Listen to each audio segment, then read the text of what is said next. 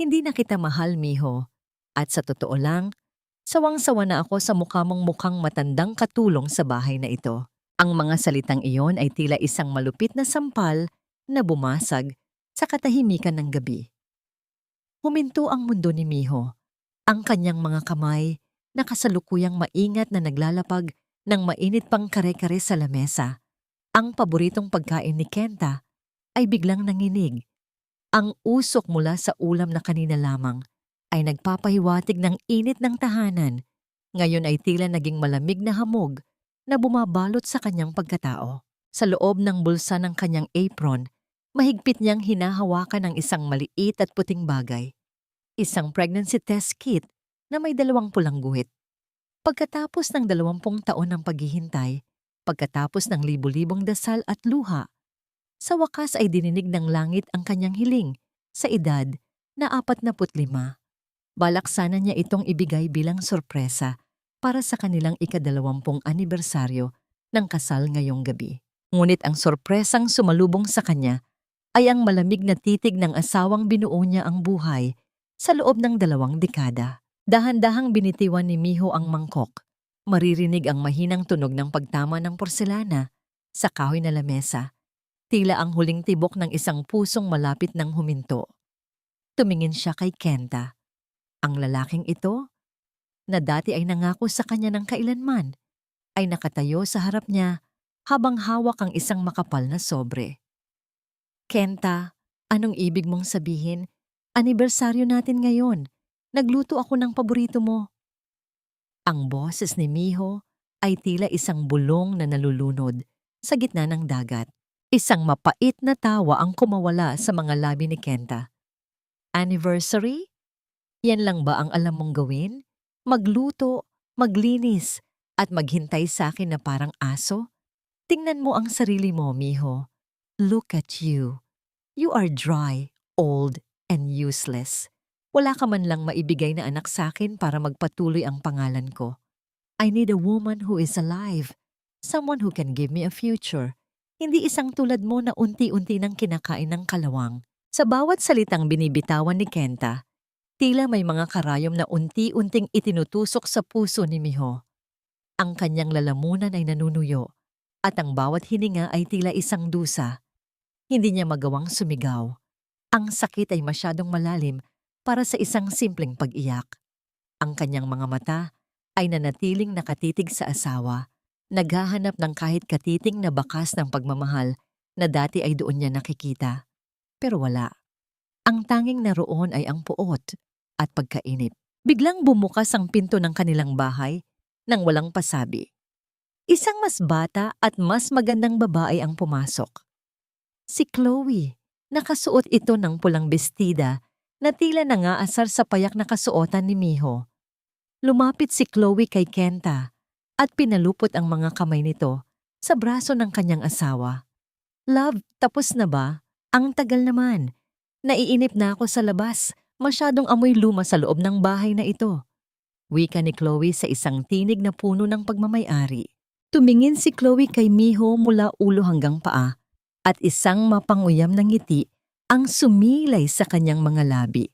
Oh, so ito pala ang soon-to-be ex-wife mo. Mas matanda pa pala siya sa inaasahan ko. Miho, right? Huwag mo nang pahirapan ang sarili mo. Kenta deserves someone better. Someone like me who can actually carry his child. Nabitawan ni Miho ang test kit sa loob ng kanyang bulsa. Naramdaman niya ang malamig na plastik na bumagsak sa sahig, ngunit hindi niya ito pinulot. Ang bawat salita ni Chloe ay tila laso na dumadaloy sa kanyang mga ugat. Carry his child. Ang katotohanang may dinadala siyang buhay sa loob niya ay tila naging isang malupit na biro ng tadhana. I signed the papers, Miho. At pirma mo na lang ang kulang, sabi ni Kenta habang inilalapag ang divorce papers sa ibabaw ng hapagkainan sa tabi mismo ng pagkaing pinaghirapan ni Miho. Huwag kang mag-alala. Hindi kita iiwanang walang-wala. You can take your old clothes and those cheap jewelry I bought you before. Pero ang bahay na ito ang kumpanya at ang lahat ng ari-arian ko ay mananatili sa akin. At kay Chloe. Kenta! 20 anyos. 20 anyos kitang pinagsilbihan. Iniwan ko ang pangarap ko para maging asawa mo lang. Ganito na lang ba yon? Ang unang patak ng luha ay gumuhit sa pisngi ni Miho. Mainit at puno ng pait. Utang na loob, Miho.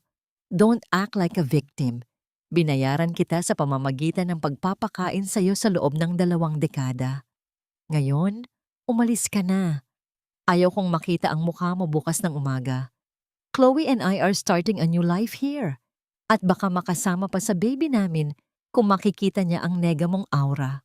Malamig na binalot ni Kenta ang mga gamit ni Miho na nasa isang lumang maleta na kanina pa pala nakahanda sa gilid. Gamit ang kanyang paa, itinulak niya ito patungo sa direksyon ni Miho. Ang bawat kilos ni Kenta ay puno ng pandidiri. Tila ba si Miho ay isang basura na kailangang itapon sa lalong madaling panahon. Naglakad si Miho patungo sa pintuan, bit-bit ang kanyang maleta at ang kanyang durog na dangal. Bago siya tuluyang lumabas, huminto siya at lumingon sa huling pagkakataon. Nakita niya si Kenta na masayang hinahalikan si Chloe habang ang pagkaing niluto niya ay dahan-dahang nilalanggam sa lamesa. Lumabas si Miho sa ilalim ng madilim na langit. Kasabay ng kanyang paghakbang palabas ng gate, ang langit ay tila nakiramay at nagpakawala ng isang malakas na ulan. Ang bawat patak ng tubig ay humahalo sa kanyang mga luha. Sa gitna ng dilim at lamig, niyakap niya ang kanyang sarili, lalo na ang kanyang tiyan. Bakit sa dami ng pagkakataon, ngayon pa ibinigay ng langit ang regalong ito? Isang buhay na nagsisimula sa gitna ng isang kamatayan ng relasyon? Habang naglalakad siya sa kalsada na walang malinaw na pupuntahan, isang tanong ang paulit-ulit na umaalingaw-ngaw sa kanyang isipan. Hanggang kailan kailangang magbayad ng isang babae para sa kasalanang ang tanging ginawa niya ay ang magmahal ng tapat? Tumigil si Miho sa gitna ng daan nang maramdaman niya ang isang matalim na kirot sa kanyang puson. Napasandal siya sa isang poste ng ilaw habang ang ulan ay patuloy na bumubuhos, tila sinusubukang hugasan ang lahat ng dumi at sakit na iniwan sa kanya. Sa di kalayuan, isang mamahaling sasakyan ang dahan-dahang humihinto at ang liwanag nito ay tumama sa kanyang nanghihinang katawan. Wala kang dalang anuman na hindi ko binayaran, Miho. Kaya huwag kang mag-inarte na parang ninanakawan kita. Ang boses ni Kenta ay kasing lamig ng hanging humahampas sa labas ng kanilang bakuran. Habang nakatayo si Miho sa gitna ng ulan, nakita niya ang paglabas ni Chloe mula sa kanilang pintuan, dala ang 2 itim na plastic na bag na puno ng mga damit. Hindi ito maingat na inabot, kundi buong lakas na inihagis sa putikan sa paanan ni Miho. Ang tunog ng pagbagsak ng mga plastik sa basang lupa ay tila ang huling hininga ng lahat ng pagsisikap ni Miho na maging isang mabuting asawa. Sa loob ng 20 taon, ang mga damit na yon ang naging saksi sa kanyang pagpupuyat sa pag-aalaga kay Kenta noong may sakit ito, sa kanyang pagtitipid para lamang makabili si Kenta ng kanyang unang sasakyan, at sa bawat okasyong pinilit niyang magmukhang presentable sa tabi ng kanyang asawa. Ngayon, ang mga tela ng kanyang alaala ay unti-unti nang nilalamon ng maruming tubig at putik. Look at that, Kenta! Bagay na bagay sa kanya ang mga basurang yan, pang-uuyam ni Chloe habang nakasandal sa dibdib ni Kenta. Actually, dapat nga ay magpasalamat ka pa sa amin, Miho. At least, tinulungan ka naming mag-declutter ng buhay mo. Sa gitna ng kahiyahiyang eksenang iyon, isang marangyang sasakyan ang huminto sa harap ng gate. Lumabas mula rito si Doña Elena, ang biyenan ni Miho. Sa loob ng mahabang panahon, itinuring ni Miho ang matanda bilang sariling ina. Nag-alay siya ng pagmamahal, oras, at maging ang sarili niyang kalusugan para lamang pagsilbihan ito. Inasahan ni Miho ang kahit kaunting habag, ngunit ang bumati sa kanya ay isang pares ng matang puno ng pandidiri. Mabuti naman at natauhan na ang anak ko, simula ni Elena, habang maingat na humahakbang para hindi madumihan ang kanyang mamahaling sapatos. Masyado ka nang naging pabigat sa pamilyang ito, Miho. Isang baog na babae ay walang puwang sa isang tahanang naghahanap ng tagapagmana. Huwag mo kaming sisihin kung bakit ka itinatapon sa labas. Sisihin mo ang tuyot mong sinapupunan na isinumpa ng langit. Ang bawat salita ni Elena ay tila isang malupit na sumpa. Ang pagsasakripisyo ni Miho sa loob ng 20 taon, ang pag-aasikaso sa bawat maintenance na gamot ng matanda, ang pagmasahe sa mga pagod nitong paa, at ang pagtitiis sa lahat ng sumpong nito ay tila nabura lahat dahil lamang sa hindi siya nagkaanak. Hindi nila alam, ang sinasabi nilang isinumpang sinapupunan ay kasalukuyang nagdadala ng isang himala, isang buhay na tila natatakot din sa bagsik ng mga taong nasa harap nito. Nasilayan ni Miho sa gitna ng putikan ang isang maliit na bagay na kumikinang, ang kanyang locket. Iyon ang tanging alaala niya mula sa kanyang yumaong ina, isang maliit na pilak na kwintas na naglalaman ng larawan ng kanyang mga magulang.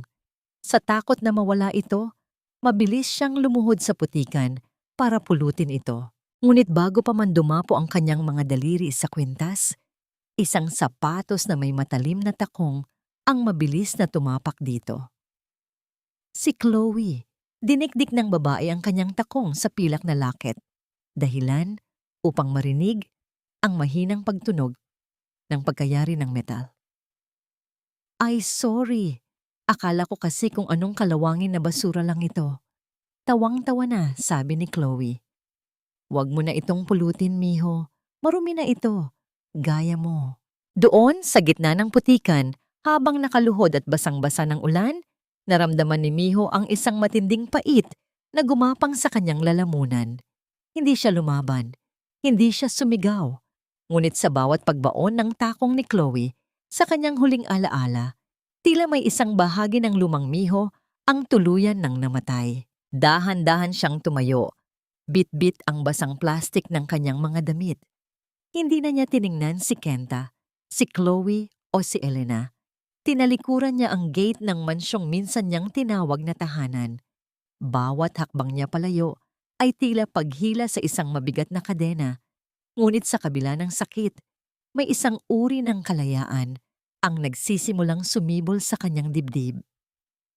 Sana ay maging masaya kayo sa impyernong binuo ninyo. Bulong niya sa hangin, na tanging ang ulan lamang ang nakarinig. Naglakad siya sa kahabaan ng kalsada, hindi alintana ang dilim at ang bawat sasakyang bumubuga ng tubig sa kanyang direksyon. Naramdaman niya ang matalim na kirot sa kanyang puson, isang paalala na ang kanyang anak ay nakikipaglaban kasama niya. Ang kanyang paningin ay nagsisimula ng lumabo, hindi dahil sa ulan, kundi dahil sa labis na pagod at panghihina ng katawan. Sa dulo ng kalsada, natanaw niya ang malaking pinto ng isang lumang simbahan. Sa ilalim ng banta ng kulog at kidlat, ang bawat hakbang ni Miho ay tila isang dusa. Ngunit kailangan niyang makarating doon. Kailangan niyang protektahan ang munting buhay sa loob niya. Pagdating sa harap ng saradong pinto ng simbahan, hindi na kinaya ng kanyang mga binti ang bigat ng kanyang nararamdaman. Dahan-dahan siyang bumagsak. Ang kanyang katawan ay tila isang tuyong dahon na nalaglag sa gitna ng bagyo. Ang huling nakita niya bago tuluyang magdilim ang lahat ay ang malaking krus sa itaas, na tila nagmamasid sa kanyang paghihirap, kasabay ng isang malakas na dagundong ng kulog. Nawalan ng malay si Miho sa malamig na semento, yakap-yakap ang kanyang tiyan. Ang ulan ay patuloy na bumuhos na tila gustong burahin ang bakas ng isang babaeng itinapon ng mundo, ngunit hindi pa alam na siya ay muling isisilang. Sino ang makakakita sa kanya sa gitna ng kawalan ng malay? At ano ang gagawin ni Kenta kapag nalaman niyang ang baog na asawang pinalayas niya ay daladala ang kanyang tanging tagapagmana? "Wag po ang anak ko! Maawa kayo! Wag ang anak ko!" Ang bulong na yon ay halos hindi marinig sa gitna ng hagupit ng hangin. Isang pagsamo na nagmula sa pinakamalalalim na dusa ng isang ina. Habang ang malay ni Miho ay unti-unti nang tinatangay ng kadiliman. Ang tanging nararamdaman niya ay ang matinding lamig ng semento sa ilalim ng kanyang katawan at ang bawat patak ng ulan na tila maliliit na karayom na tumutusok sa kanyang balat. Sa kanyang panaginip, nakita niya ang mukha ni Kenta na tumatawa habang unti-unting lumalayo. Iniwan siyang mag-isa sa isang mundong walang liwanag. Ngunit sa gitna ng kawalan, isang kakaibang tunog ang bumasag sa katahimikan ng gabi. Ang paghaging ng mga gulong sa basang kalsada ay lumikha ng isang mahabang pagsisitsit na sinusundan ng paghinto ng isang malaking sasakyan. Ang liwanag mula sa mga headlight nito ay tumama sa nanghihinang mukha ni Miho, tila isang anghel na bumaba mula sa langit upang silayin ang kanyang paghihirap. Bumukas ang pinto ng sasakyan. Ang tunog ng marangyang pagsasara nito ay tila isang hudyat ng pagbabago. Isang lalaking may edad na, ngunit bakas ang awtoridad at yaman sa bawat galaw. Ang dahan-dahang bumaba habang payong ang hawak ng kanyang tauhan. Ito si Mr. Daito. Naroon siya para sa kanyang buwan ng tradisyon ng pagbisita sa simbahan upang mag-alay ng panalangin para sa mga biyaya ng kanyang buhay. Sir, may isang babaeng nakahandusay sa tapat ng pinto. Ulat ng kanyang driver na ang tinig ay puno ng pag-aalala. Lumapit si Mr. Daito. Sa una ay akala niya ay isa lamang itong pulubi na naghahanap ng masisilungan. Ngunit nang itutok ng driver ang flashlight sa mukha ni Miho, naramdaman ni Mr. Daito ang isang kakaibang pintig sa kanyang dibdib. Isang imahe mula sa kanyang gunita, 20 taon na ang nakalilipas ang biglang sumulpot. Isang batang nurse na may mga matang puno ng malasakit. Ang tanging taong hindi bumitaw sa kanyang kamay noong siya ay iniwan ng lahat habang nag-aagaw buhay sa kalsada. Hindi maari. Bulong ni Mr. Daito, ang kanyang tinig ay nanginginig sa pagkagulat. Siya ang babaeng yon, ang babaeng nagligtas sa akin. Hindi na siya nag-atubili. Dalhin niyo siya sa ospital, ngayon din. At tiyakin niyo na ang pinakamagaling na doktor ang titingin sa kanya. Bilisan niyo. Ang paglipat kay Miho sa loob ng sasakyan ay tila isang sayaw sa pagitan ng buhay at kamatayan. Ang bango ng mamahaling balat ng upuan at ang init mula sa heater ng sasakyan ay unti-unting pumatay sa lamig na kumapit sa kanyang buto. Sa kanyang malabong malay, naramdaman ni Miho ang isang mainit na palad na humahawak sa kanyang nanginginig na kamay. Huwag kang matakot. Isang malalim at mahinahong tinig ang narinig niya. Nandito na ako. Hindi ko hahayaang may mangyaring masama sa'yo. Iniligtas mo ako noon, ngayon naman ay pagkakataon ko na para ibalik ang lahat.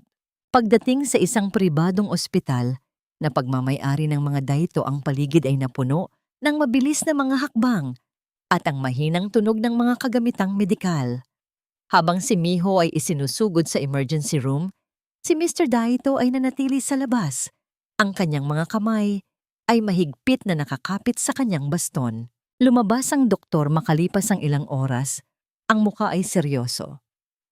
Mr. Daito, stable na ang pasyente, ngunit kailangan niyang mag-ingat ng husto.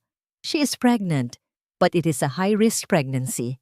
Ang stress at ang pagkakababad niya sa ulan ay nagdulot ng panganib sa bata. Kaunting pagkakamali na lang, maaari silang mawala pareho. Nakahinga ng maluwag si Mr. Daito, ngunit ang kanyang mga mata ay naglalayab sa galit nang makita ang mga pasa sa braso ni Miho at ang bakas ng putik sa kanyang mga damit. Sino ang may gawa nito sa isang babaeng napakabuti ng puso? Makalipas ang ilang oras, ang liwanag ng umaga ay dahan-dahang sumilip sa bintana ng marangyang silid ng ospital. Ang amoy ng mga sariwang bulaklak at ang katahimikan ng paligid ay bumati sa pagkamulat ng mga mata ni Miho. Ang kanyang paningin ay unti-unting luminaw at ang unang nakita niya ay ang kisame na puno ng mga detalyadong disenyo. Sinubukan niyang bumangon, ngunit naramdaman niya ang kabigatan ng kanyang katawan. Tumingin siya sa kanyang gilid at doon niya nakita ang isang lalaking nakaupo sa isang armchair. Nagbabasa ng dyaryo, ngunit agad na tumingin sa kanya nang marinig ang kanyang paggalaw. Gising ka na pala, wika ng lalaki habang dahan-dahang tumatayo. Nanlaki ang mga mata ni Miho. Hindi siya maaaring magkamali. Ang mukhang ito ay nakikita niya sa bawat balita sa telebisyon, sa bawat billboard sa kahabaan ng EDSA.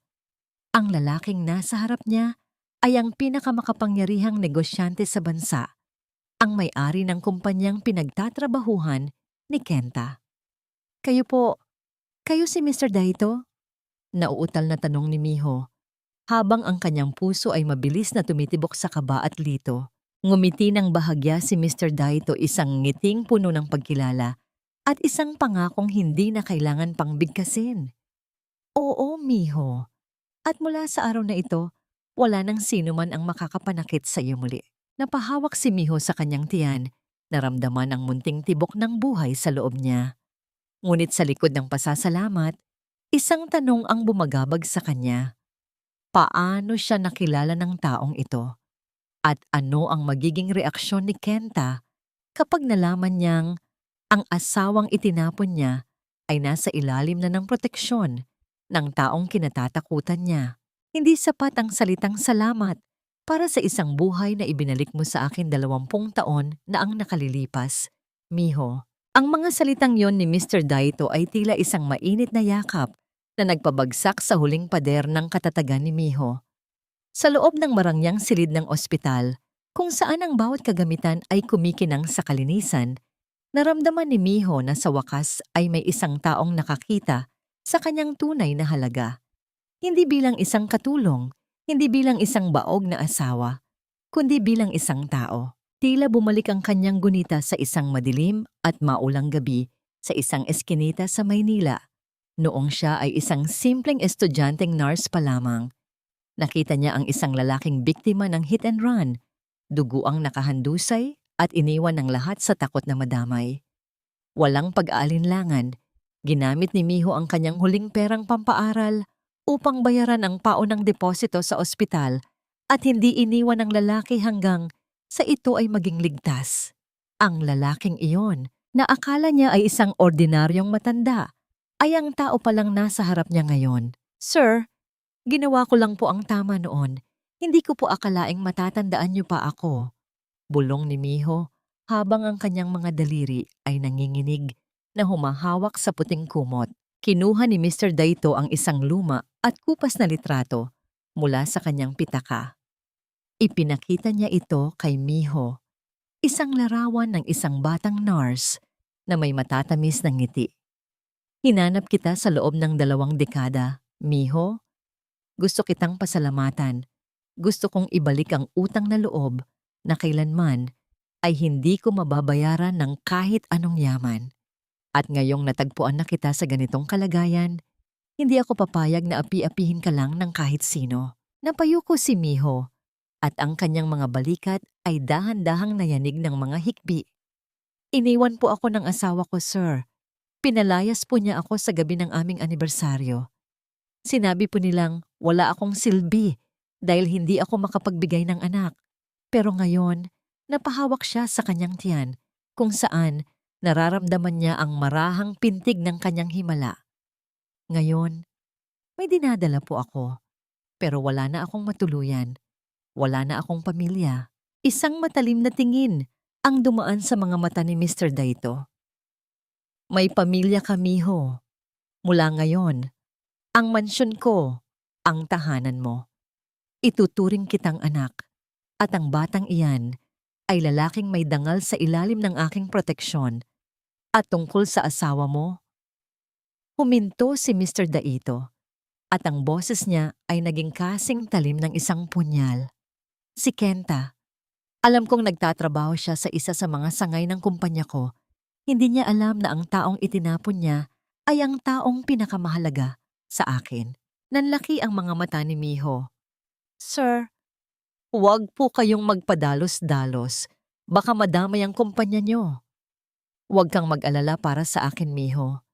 Ang mga taong walang puso ay hindi nararapat sa tagumpay. Ang bawat luhang pumatak sa iyo kagabi ay magkakaroon ng kabayaran. Pero sa ngayon, ang kailangan mo ay magpahinga at magpalakas para sa iyong anak. Dahan-dahang kinuha ni Mr. Daito ang kamay ni Miho at marahang pinisil ito.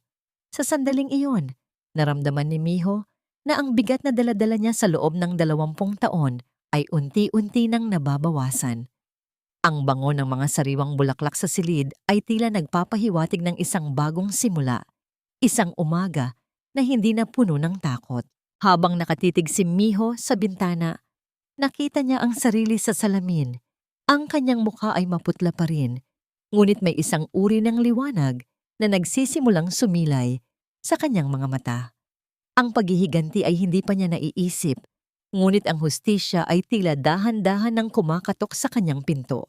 Ngunit sa kabilang bahagi ng lungsod, si Kenta ay kasalukuyang nagdiriwang kasama si Chloe. Kampanteng nagpaplano ng kanilang marangyang kasal gamit ang perang ninanakaw niya sa kumpanya ni Daito.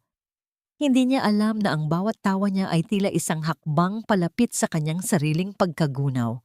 Kenta is digging his own grave. Ulit ni Mr. Daito sa isang malamig na tono. At ikaw, Miho, ikaw ang magiging saksi sa kanyang huling pagbagsak. Sino nga ba ang mas matimbang? Ang isang asawang nagtaksil o ang isang estrangherong may utang na loob? At paano haharapin ni Miho ang katotohanang ang batang nasa kanyang sinapupunan ay ang tanging bagay na mag-uugnay sa kanya sa lalaking bumasag sa kanyang puso?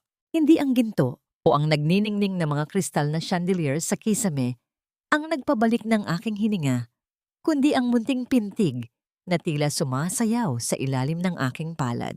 Sa loob ng malawak at tahimik na mansyon ni Mr. Daito, pakiramdam ni Miho ay tila hindi pa rin siya lubos na kabilang sa mundong kanyang ginagalawan. Ang bawat hakbang niya sa makapal na alpombra at bawat tahimik na sulok ng bahay ay nagpapaalala kung gaano kalayo ang kanyang kasalukuyang buhay sa hirap at sakit na minsan niyang pinagdaanan. Ngunit kahit napapalibutan siya ngayon ng karangyaan at katahimikan, hindi pa rin mawala ang bigat na dinadala niya sa loob. Pagod ang kanyang katawan at isip mula sa sunod-sunod na pagsubok at madalas niyang maramdaman ang paghihina. Sa tuwing bumabalik sa kanyang alaala, ang mga panahong pakiramdam niya ay nawalan siya ng halaga at seguridad. Sa kabila nito, pilit niyang hinahanap ang munting pag-asa sa bawat araw na lumilipas, isang pag-asang baka balang araw ay muli niyang mabuo ang tiwala sa sarili at ang kapayapaang matagal na ipinagkait sa kanya. Isang umaga, habang ang sinag ng araw ay dahan-dahang gumagapang sa bintana, naramdaman ni Miho ang pamilyar na pag-ikot ng kanyang sikmura. Mabilis siyang napatakbo patungo sa banyo, ang kanyang mga daliri ay mahigpit na nakakapit sa malamig na marmol ng lababo. Ang bawat bugso ng pagsusuka ay tila paglalabas ng lahat ng pait at lason na iniwan ni Kenta sa kanyang sistema. Hindi lamang ito dahil sa kanyang pagbubuntis. Ito ay ang pisikal na pag-agos ng kanyang dalamhati na tumangging manatili sa loob. Tita Miho, okay ka lang po ba? Isang malambot at puno ng pag-aalalang boses ang narinig niya mula sa pinto. Iyon si Aika, ang 16 na taong gulang na apo ni Mr. Daito. Pumasok ang dalaga, dala ang isang baso ng mainit na tsaa at isang malinis na tuwalya. Sa gitna ng kadiliman ng buhay ni Miho, si Aika ang naging munting liwanag. Isang batang walang mali siya na tiningnan siya nang walang halong panghuhusga. Salamat, Aika. Medyo nahilo lang ako. Bulong ni Miho habang pinapahid ang pawis sa kanyang noo. Sabi ni Lolo, kailangan niyo pong magpalakas. Baby is a fighter, tita. Parang kayo. Nakangiting sabi ni Eka bago marahang ilapag ang tsa. Ang munting kilos na yon ay tila isang balsamo sa sugatang puso ni Miho. Sa loob ng 20 taon, sa piling ni Elena at Kenta, kailanman ay hindi siya nakaramdam ng ganitong uri ng pag-aalaga na walang hinihintay na kapalit. Habang nagpapahinga si Miho sa veranda, biglang naramdaman niya ang pagyanig ng kanyang cellphone sa ibabaw ng lamesa. Ang pangalang lumabas sa screen ay tila isang multo na ayaw siyang patahimikin. Si Kenta. Sa unang pagkakataon, hindi nanginginig ang mga kamay ni Miho nang sagutin niya ang tawag. Nanatili siyang tahimik, hinihintay ang unang kumpas ng lason mula sa kabilang linya. So buhay ka pa pala, Miho? Akala ko ay natuluyan ka na sa kalsada. Ang boses ni Kenta ay puno ng nakakangilong kayabangan. Tumatawag lang ako para sabihin na huwag ka nang magtatangkang bumalik dito para kumuha ng kahit ano. Natapon ko na ang lahat ng basura mo. At by the way, next month na ang wedding namin ni Chloe. It's going to be the grandest event in the city. Something you could never have given me. Huminga ng malalim si Miho. Ang bawat salita ni Kenta na dati ay nagpapaiyak sa kanya, ngayon ay tila mga tuyong dahon na lamang na tinatangay ng hangin. Tapos ka na ba, Kenta? Mahinahong tanong ni Miho. Ang kanyang boses ay walang galit, walang sakit. Tila ba nakikipag-usap lamang siya sa isang taong hindi na mahalaga. Sana ay maging masaya ka sa lason na pinili mo. Huwag kang mag-alala. Hinding-hindi na ako babalik sa buhay mo. Dahil ang mundong kinalalagyan ko ngayon ay hindi mo na kailanman maaabot. Hindi na niya hinintay ang sagot ng dating asawa. Pinatay niya ang tawag at ipinikit ang kanyang mga mata. Naramdaman niya ang marahang paggalaw ng sanggol sa kanyang sinapupunan, isang munting flutter na tila sumasang-ayon sa kanyang paninindigan. Ang sandaling naramdaman niyang muli ang kanyang pagkatao, hindi bilang asawa ni Kenta, kundi bilang ina ng isang himala. Ngunit ang katahimikan ay panandalian lamang. Habang nakatitig si Miho sa malawak na hardin ng mansyon, napansin niya ang isang itim na sasakyang nakaparada sa labas ng gate. Isang lalaking nakasuot ng itim na jacket ang nakatayo sa tabi nito, may hawak na kamera at tila may kinukunan ng larawan sa loob ng mansyon. Naramdaman ni Miho ang mabilis na pagtibok ng kanyang puso. Sino ang taong iyon? Ipinadala ba siya ni Kenta upang manmanan siya o may iba pang lihim na nagtatago sa likod ng marangyang pader na ito? Nabalik lamang ang kanyang diwa nang marinig niya ang tunog ng piano mula sa loob ng bahay. Isang malungkot, ngunit magandang melodiya na tinutugtog ni Mr. Daito. Ngunit sa labas, ang anino ng lalaking kumuha ng larawan ay dahan-dahang nawala sa gitna ng mga puno. Iniwan ang isang katanungang tila isang tinik sa lalamunan ni Miho. Kailanman ay hindi nagtatapos ang bagyo ng ganoon kadali. Ang bawat sentimo na ninanakaw mo sa kumpanyang ito ay isang pako sa kabaong ng iyong sariling dangal, Kenta. Sa loob ng kanyang marangyang opisina sa Daito Group, hindi mapakali si Kenta. Ang mahinang ugong ng aircon ay tila naging isang mapanuring bulong na nagpapaalala sa kanya ng kanyang mga kasalanan. Nakatitig siya sa screen ng kanyang computer kung saan ang mga numero ay dahan-dahang gumagalaw. Isang lihim na paglilipat ng pondo patungo sa isang offshore account na hindi alam ng sino man. O yun ang akala niya. Pumasok si Chloe nang walang katok. Ang tunog ng kanyang matitigas na sapatos sa tiles ay tila isang palahaw ng pagmamay-ari. Love, kailangan nating dagdagan ang budget para sa mga bulaklak. Gusto ko ng imported tulips mula sa Holland. Ayaw ko ng mga mumurahing rosas na makikita lang sa tabi-tabi. Wika ni Chloe habang iniikot ang kanyang buhok sa kanyang mga daliri. Chloe, huwag ka munang maingay. Marami akong ginagawa. Sagot ni Kenta, ang kanyang boses ay puno ng tensyon.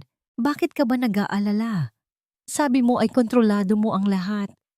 Isipin mo na lang, Kenta. Kapag asawa na kita, wala nang makakaalam kung paano mo nakuha ang perang ito.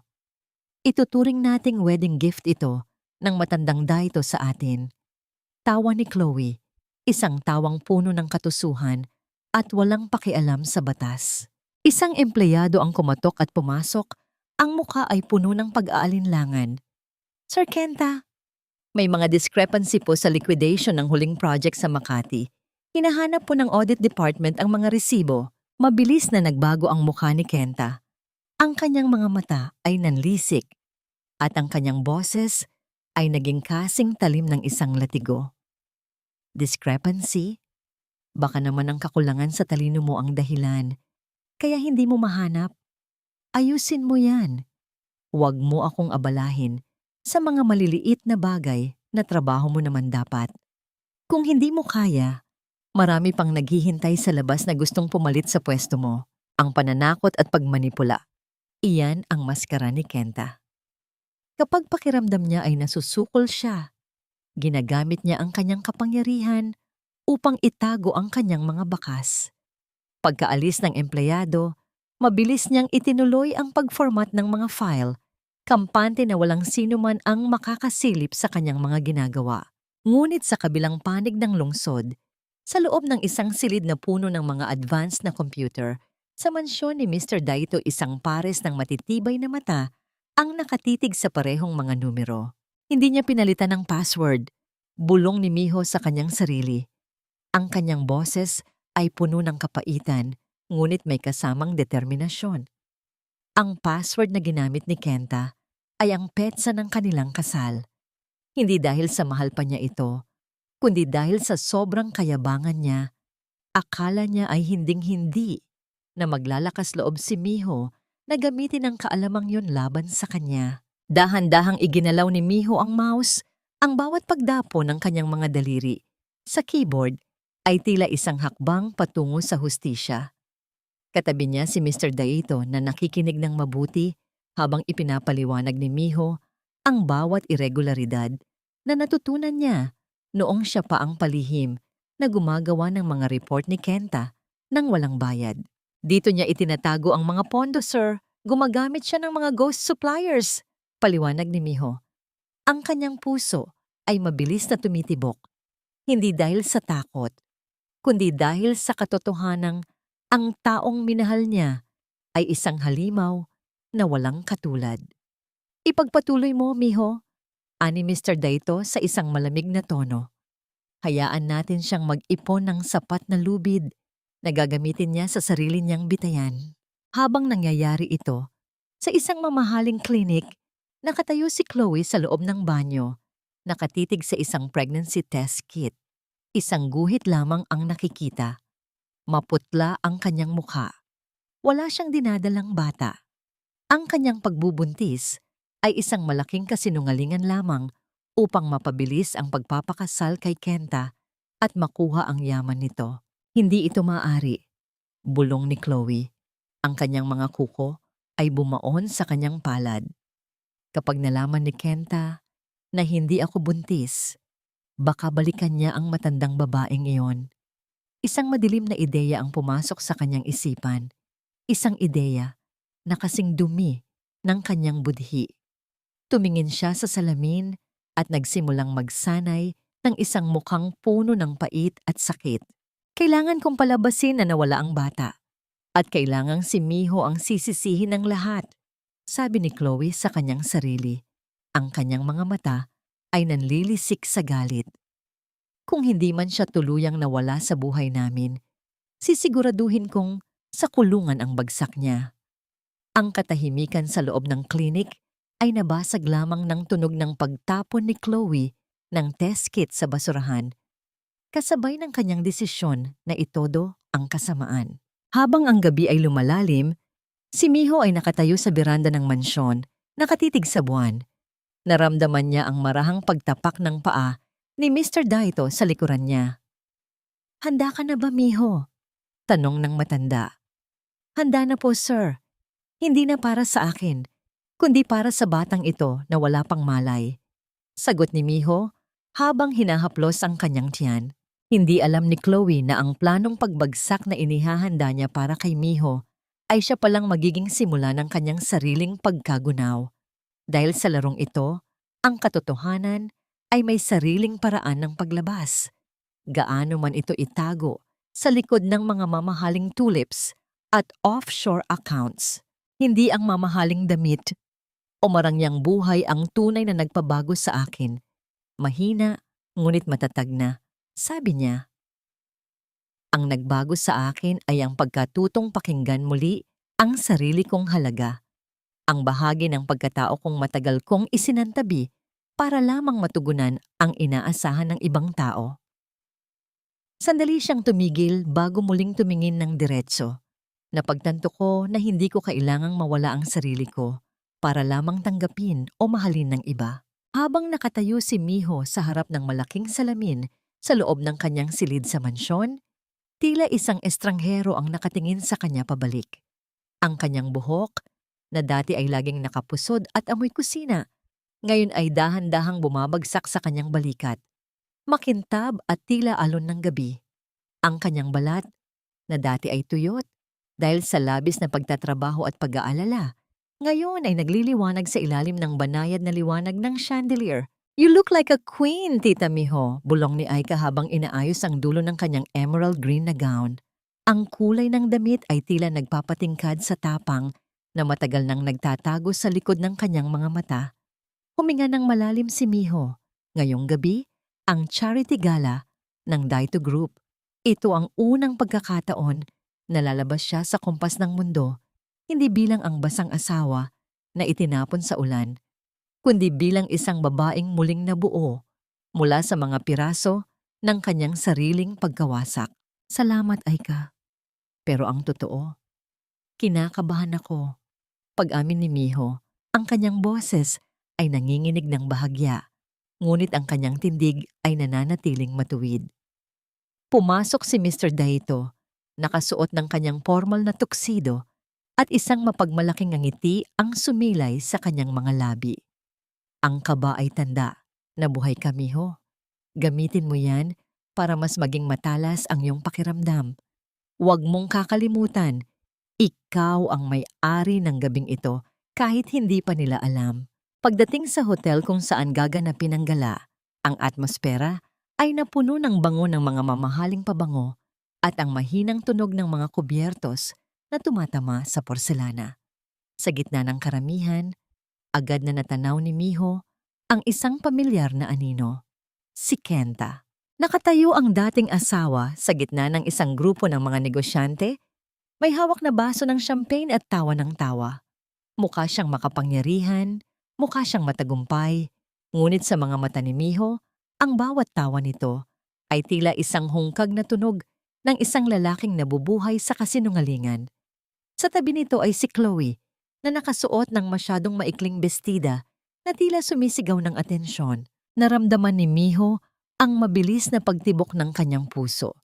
Tila isang tambol na nagbababala ng digmaan. Ngunit sa halip na umiwas, nanatili siyang kalmado. Naglakad siya patungo sa kabilang bahagi ng ballroom. Sinisiguradong hindi siya agad mapapansin sa ilalim ng kanyang maskara ng katahimikan. Nang maramdaman ni Miho ang pangangailangan na mapag-isa, nagtungo siya sa comfort room. Habang naghuhugas siya ng mga kamay, ang pagdaloy ng tubig sa lababo ay tila naging tanging tunog sa loob ng silid.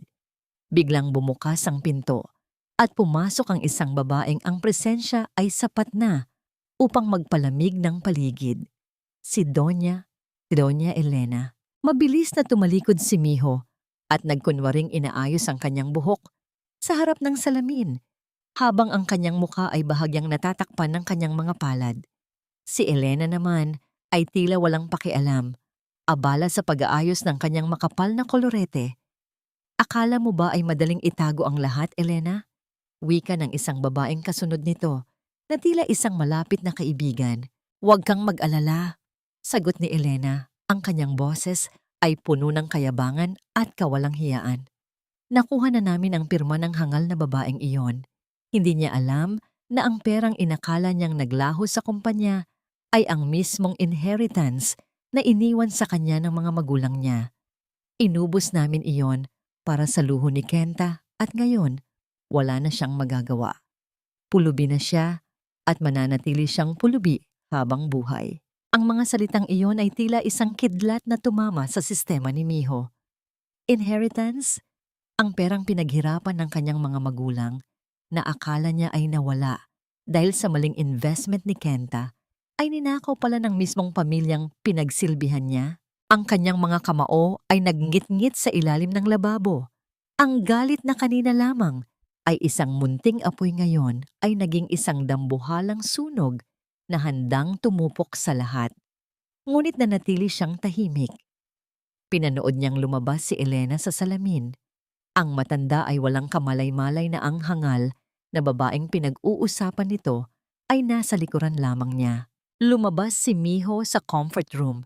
Ang kanyang mga mata ay naglalayab sa bagong tuklas na katotohanan. Ngunit sa paglabas niya sa hallway, bigla siyang natigilan. Isang pamilyar na bango ng pabango ang pumasok sa kanyang ilong. Sa dulo ng hallway, mabilis na naglalakad si Kenta patungo sa direksyon niya. Tila may hinahanap. Wala siyang mapagtataguan. Ang tanging naroon ay ang isang waiter na may dalang tray at ang anino ng isang haligi. "Excuse me!" Ang boses ni Kenta ay malapit na. Tila ilang hakbang na lamang ang layo. Tumingin si Miho sa harap at sa huling pagkakataon, bago pa man mag-abot ang kanilang mga mata, isang tanong ang lumitaw sa kanyang isipan na tila isang matalim na punyal.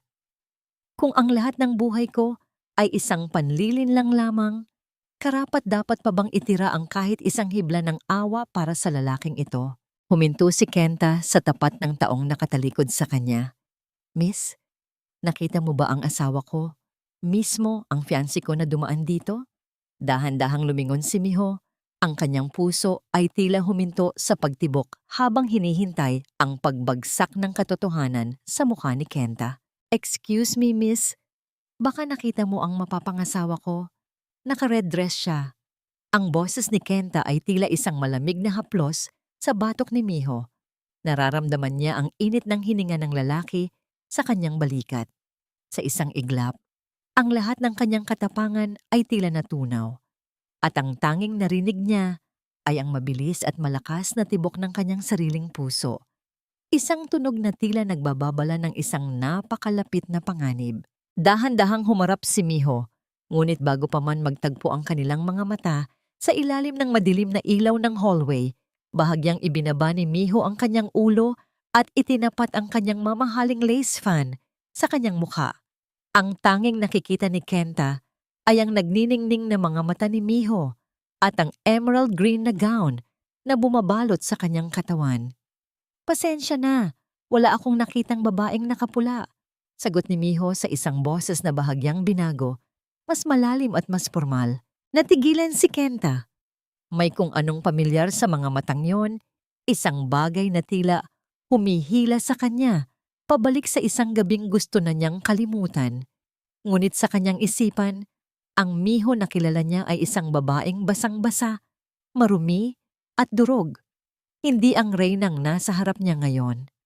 "I'm sorry, you look very familiar. Have we met before?" Tanong ni Kenta, ang kanyang mga mata ay naniningkit sa pagtataka. Bago pa man makasagot si Miho, ang tunog ng isang baston na tumatama sa sahig ay umalingaw-ngaw sa pasilyo. Si Mr. Daito ay naglalakad patungo sa kanila. Ang kanyang mukha ay puno ng awtoridad. "Kenta, bakit mo inaabala ang aking panauhin?" Ang boses ni Mr. Daito ay tila isang babala. Mabilis na nagbago ang postura ni Kenta. Yumukod siya ng bahagya. Ang kanyang mukha ay napuno ng pilit ng ngiti. "Sir Daito, pasensya na po. Naghahanap lang po ako kay Chloe. Hindi ko po alam na associate niyo pala ang magandang ginang na ito." Siya ay higit pa sa isang associate. "Kenta," sabi ni Mr. Daito habang inaalalayan si Miho sa braso. "Siya ang taong nagpapaalala sa akin na ang katapatan ay isang kayamanan na hindi kayang bilhin ng mga taong marumi ang budhi. Speaking of loyalty, kumusta ang audit sa department mo? Balita ko ay may mga nawawalang pondo na hindi maipaliwanag." Napaatras si Kenta. Ang kanyang noo ay nagsimulang butasin ng malamig na pawis. Inaayos na po namin yon, sir. Minor error lang po sa system." Biglang sumulpot si Chloe mula sa ballroom. Ang kanyang mukha ay puno ng inis. "Kenta, kanina pa kita hinahanap. Ang boring ng mga tao doon. Puro matatanda. Gusto ko nang lumipat sa kabilang party." Nang makita niya si Miho at Mr. Daito, hindi niya napigilan ang kanyang pagiging brat. "Sino ba itong mga ito? Kenta, let's go na." Tiningnan ni Miho si Chloe mula ulo hanggang paa. Ang babaeng ito ang pinalit sa kanya.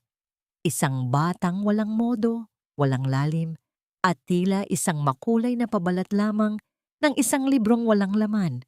Isang matalim na ngiti ang sumilay sa mga labi ni Miho sa likod ng kanyang fan. Mabuti pang sumunod ka na sa mapapangasawa mo, Kenta. Wika ni Miho, ang boses niya ngayon ay puno ng pang-uuyam. Masyado siyang maingay para sa isang lugar na puno ng dignidad. Namula si Chloe sa galit, ngunit bago pa siya makapagsalita, tumalikod na si Miho at si Mr. Daito. Ang bawat hakbang ni Miho ay lumilikha ng isang malinaw at ritmo na tunog ng kanyang mga heels sa marmol na sahig. Isang tunog na tila nagmamarka ng kanyang bawat tagumpay. Ang iwanan si Kenta na naguguluhan at tila isang maliit na insekto sa kanyang paningin. Habang naglalakad palayo, palihim na hinulog ni Miho ang isang bagay mula sa kanyang palad. Isang maliit na piraso ng metal ang tumama sa sahig ng walang ingay. Nang makarating si Kenta sa kanyang opisina kinagabihan, hindi siya mapakali. Ang mga mata ng babaeng naka-emerald ay patuloy na sumasagi sa kanyang isipan. Paranoia ang nagsimulang kumain sa kanyang sistema. Paano kung buhay si Miho? Paano kung nakahanap siya ng makapangyarihang kakampi? Hindi maaari. Bulong ni Kenta sa sarili habang binubuksan ang ilaw ng kanyang lamesa. Iniwan ko siyang walang-wala. Imposibleng siya iyon. Ngunit sa gitna ng kanyang mga papeles, sa mismong gitna ng kanyang desk, may isang bagay na hindi dapat nandoon. Dahan-dahang iniabot ni Kenta ang kanyang kamay. Ang kanyang mga daliri ay nanginginig nang damputin niya ang isang pilak na locket.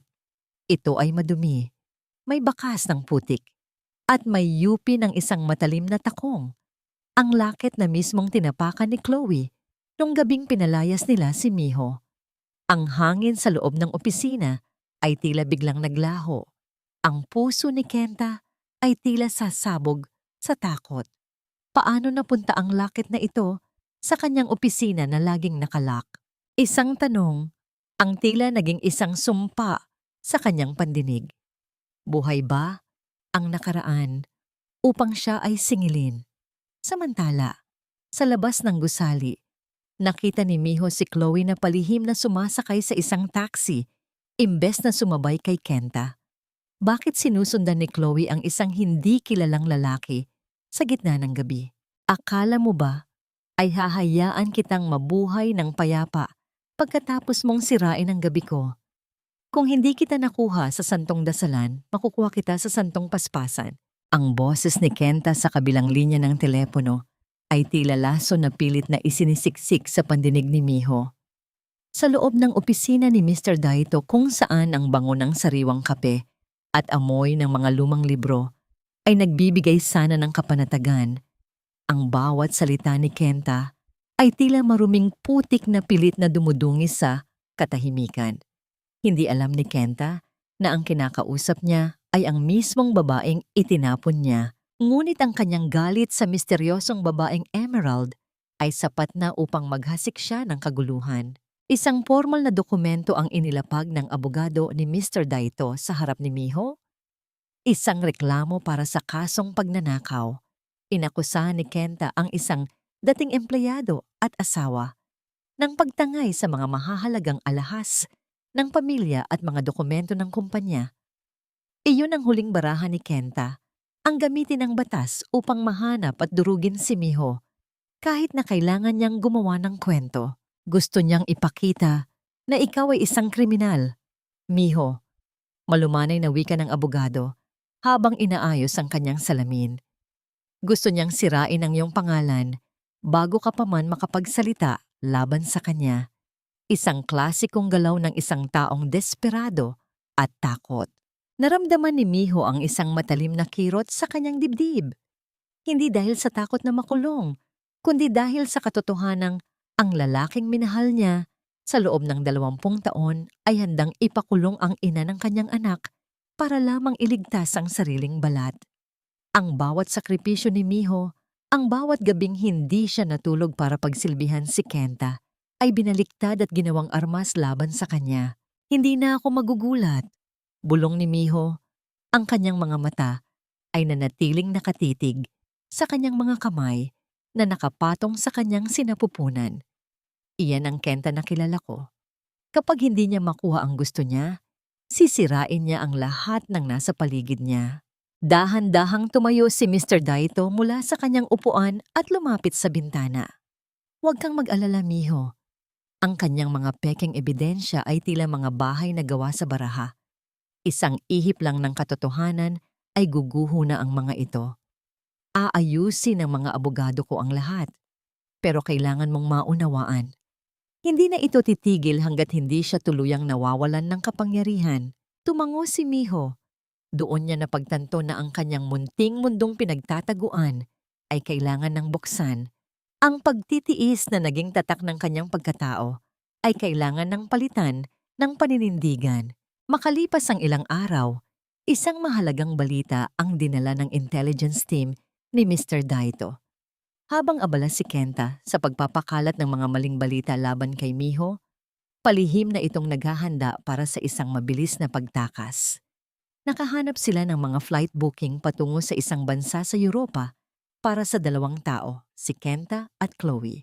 Higit pa rito, ang malaking bahagi ng pondong ninakaw ni Kenta sa kumpanya ay dahan-dahan nang inililipat sa mga offshore accounts. Plano ni Kenta na iwanan ng lahat, ang kumpanya, ang kanyang mga utang, at maging ang kanyang sariling ina na si Elena. Kapag nakuha na niya ang sapat na yaman, ang pagpapakasal kay Chloe ay isa lamang paraan upang gawing legal ang kanyang pag-alis. Sa gitna ng tensyong ito, naramdaman ni Miho ang isang kakaibang ginhawa. Ngayon ay nasa ika-6 na buwan na siya ng kanyang pagbubuntis. Ang bawat check-up sa doktor ay nagpapatunay na ang sanggol ay malakas at malusog. Ang panganib na naramdaman niya noong mga unang linggo ay tila napalitan ng isang matatag na pag-asa. Isang hapon, habang naglalakad si Miho sa malawak na hardin, naramdaman niya ang marahang sipa mula sa loob. Huminto siya at dahan-dahang hinaplos ang kanyang bilugang tiyan. Ang sikat ng araw ay tila humahalik sa kanyang balat, nagbibigay ng init na matagal na niyang hinahanap. "Huwag kang mag-alala, anak," bulong ni Miho sa isang boses na puno ng pagmamahal at pangako. "Malapit na tayong matapos. Hindi ko hahayaang lumaki ka sa mundong puno ng kasinungalingan. Ipaglalaban ko ang pangalan natin." Ang sandaling naramdaman niyang ang kanyang lakas ay hindi nagmumula sa yaman ni Mr. Daito, kundi sa munting buhay na nakasalalay sa kanya. Siya ay hindi na biktima. Siya ay isang ina na handang maging leon para sa kanyang anak.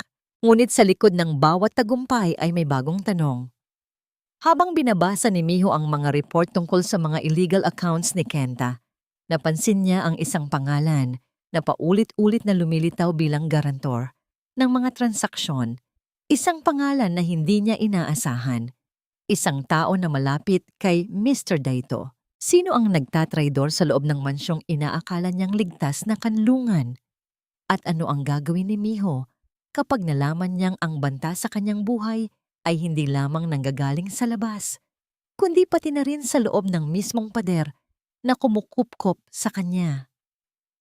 Habang ang gabi ay lumalalim, isang itim na sobre ang iniwan sa tapat ng silid ni Miho. Sa loob nito ay may isang larawan, ang ultrasound ng kanyang anak na may pulang marka ng X. Ang digmaan ay hindi pa tapos. Ito ay nagsisimula pa lamang. Hindi ka ba kinikilabutan sa bawat kasinungalingang lumalabas sa iyong bibig, Chloe?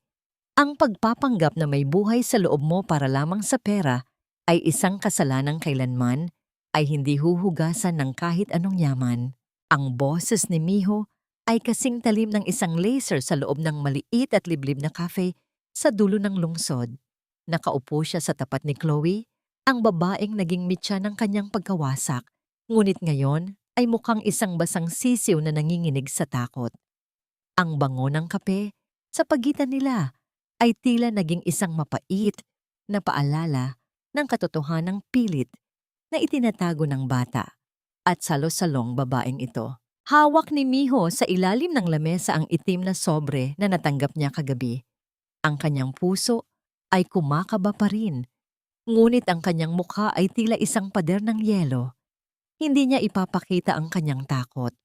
Ang bawat sipa ng kanyang anak sa loob ng kanyang sinapupunan ay tila isang munting paalala na siya ang kailangang maging kalasag. Ni Miho ay ang sandaling ito, ang harapin ang kanyang kaaway nang hindi nanginginig ang boses. Taglay ang dignidad ng isang tunay na ina. Anong sinasabi mo? Ang boses ni Chloe ay nanginginig. Pilit na itinatago ang kaba sa likod ng kanyang makapal na make-up. Buntis ako. At si Kenta ang ama. Ikaw ang desperada dito, Miho. Gumagawa ka ng kwento dahil inggit na inggit ka sa amin. Isang malamig na ngiti ang sumilay sa mga labi ni Miho. Inilabas niya ang isang brown envelope mula sa kanyang bag at dahan-dahang inilapag sa lamesa. Ito ang records mula sa klinik na pinupuntahan mo.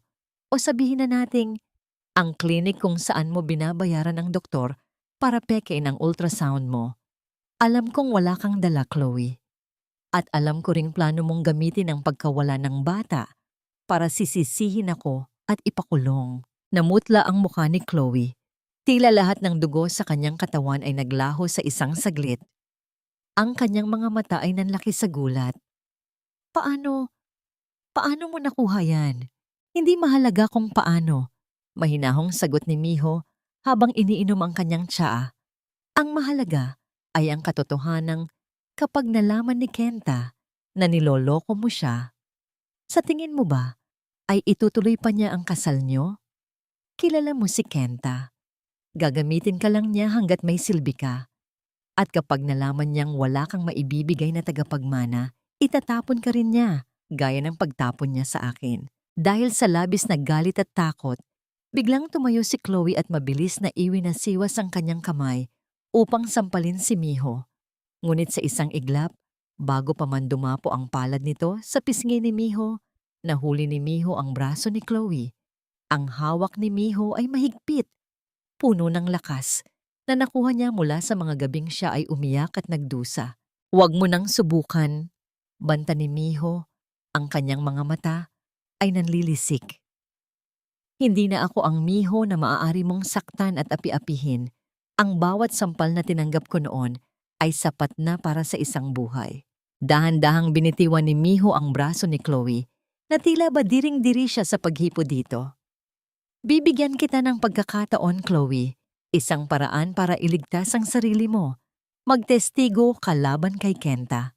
Ibigay mo sa amin ang impormasyon tungkol sa kanyang mga offshore accounts at kung sino ang kasabwat niya sa loob ng Daito Group. Gawin mo yan at titiyakin naming hindi ka makakasama sa pagbagsak niya. Kung hindi ano? Bulong ni Chloe, ang kanyang tinig ay puno ng desperasyon. Kung hindi, kapag lumabas ang katotohanan at lalabas ito, Chloe, sisiguraduhin kong wala ka ring pupuntahan kundi ang kulungan kasama niya. Piliin mo ang sarili mo bago ka patuluyang lamunin ng kasamaan ni Kenta. Tumayo si Miho at naglakad patungo sa pinto ng cafe. Ang tunog ng kanyang bawat hakbang sa sahig na gawa sa kahoy ay tila isang hatol na nagmamarka ng oras. Iniwan niyang nakatulala si Chloe, nanginginig at tila nawawala sa sarili. Ngunit bago pa man tuluyang makalayo si Miho, ang pagtunog ng kampana sa pinto ng cafe ay nagpabaling sa kanyang atensyon. Isang pamilyar na bulto ang pumasok. Si Kenta. Mabilis na nagtago si Miho sa likod ng isang malaking halaman sa sulok ng cafe. Nakita niya ang paglapit ni Kenta sa lamesa kung nasaan si Chloe. Ang mukha ni Kenta ay puno ng suspisya. Sino ang kausap mo, Chloe? Bakit may 2 tasa ng tsaa dito? Ang boses ni Kenta ay puno ng puot at paranoia. Napatitig si Kenta sa bakanteng upuan sa tapat ni Chloe at dahan-dahang hinawakan ang tasa na iniwan ni Miho. Mainit pa ito. Ang kanyang mga mata ay nagsimulang maglibot sa loob ng maliit na kafe. Tila nararamdaman ang presensya ng isang taong hindi niya dapat makita. May itinatago ka ba sa akin? Tanong ni Kenta. Ang kanyang boses ay tila isang maugong na babala sa gitna ng katahimikan. Nakatayo si Miho sa dilim, pinipigilan ang kanyang paghinga, habang ang kanyang kamay ay mahigpit na nakakapit sa kanyang tiyan.